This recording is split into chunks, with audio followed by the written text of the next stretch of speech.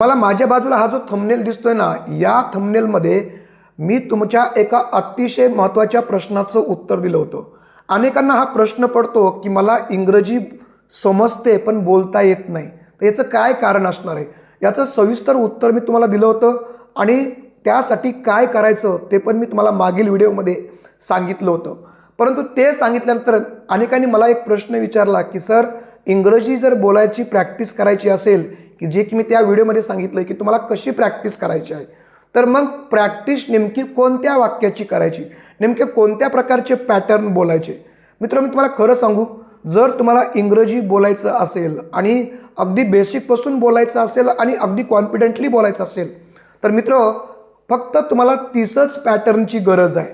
Okay, एवढे 30 जरी pattern माहीत असेल ना, तर तुम्ही 90% इंग्लिश सहज बोलू शकताल. ठीक आहे, तुम्ही मला सर असले कोणते पॅटर्न आहेत की जे बोलण्याची गरज आहे?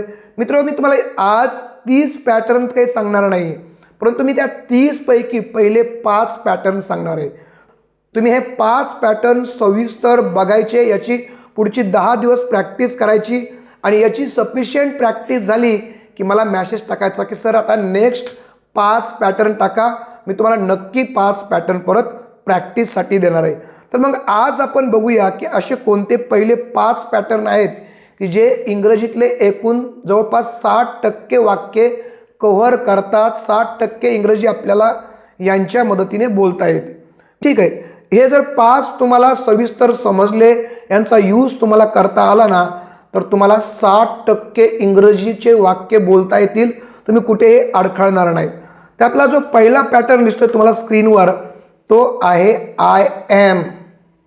आय एमचा काय अर्थ होतो? आय एमचा अर्थ होतो मी आहे.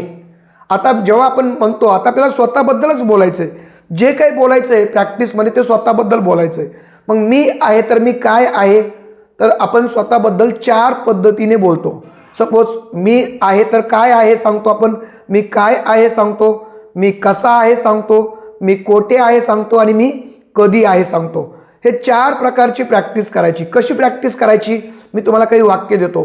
सपोज तुम्ही विचारलं तू काय आहेस, तर मी म्हणणार मी टीचर आहे. तर इंग्लिशमध्ये कसं सांगणार आपण? मी टीचर आहे, I am a teacher, I am a teacher. किंवा मी विद्यार्थी आहे, आय एम अ स्टुडंट.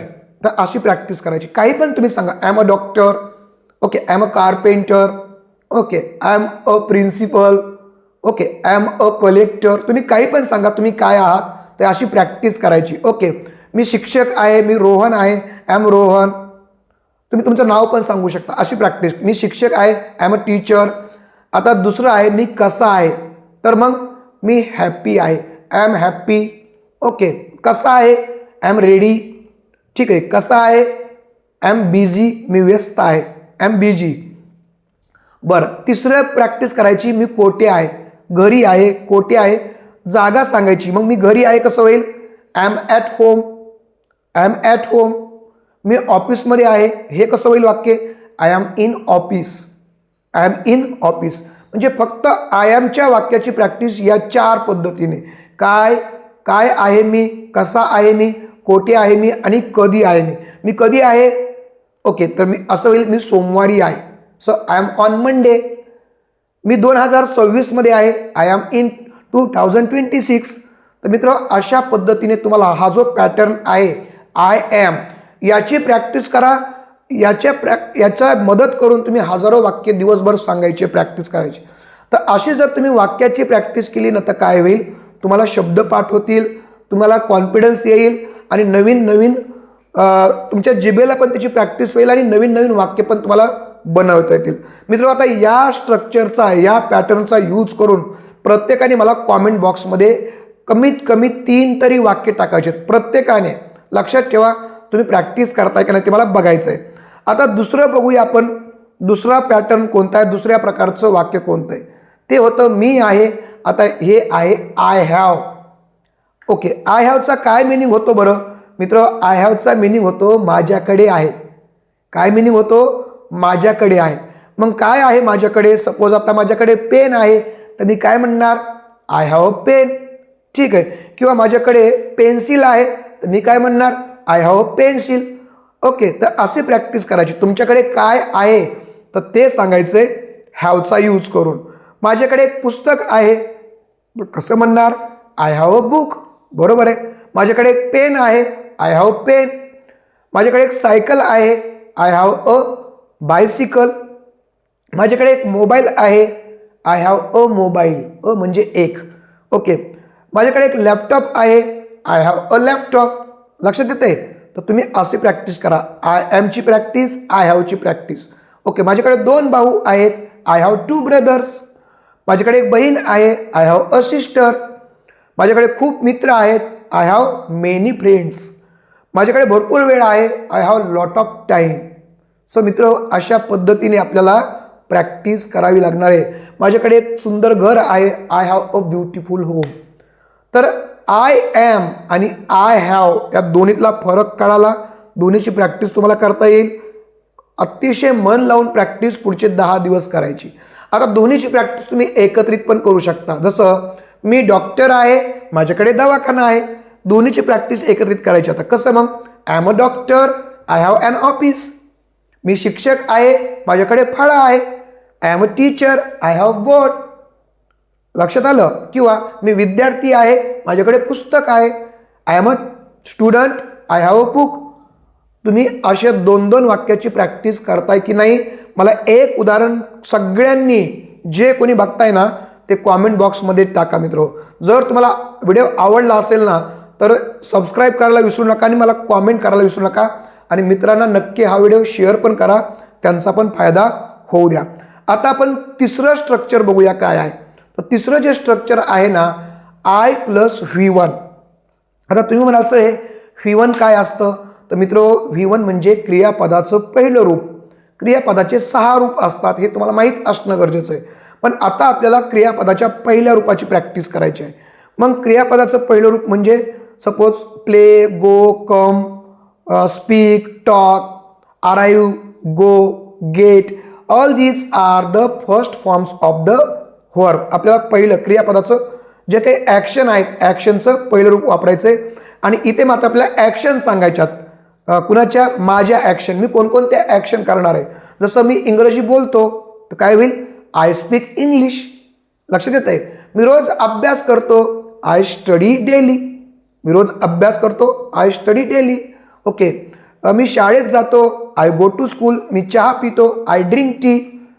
मी वर्तमानपत्र वाचतो, I read a paper, a newspaper.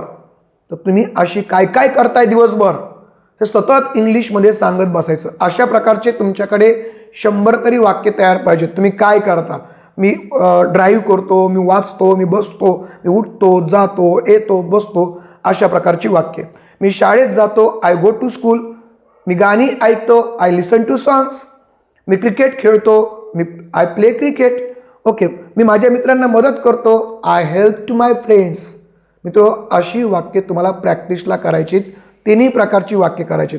आणि आता तिन्ही प्रकारची वाक्याची प्रॅक्टिस तुम्ही एकत्रित पण करू शकता. जसं I am a teacher, I have board and I teach my students.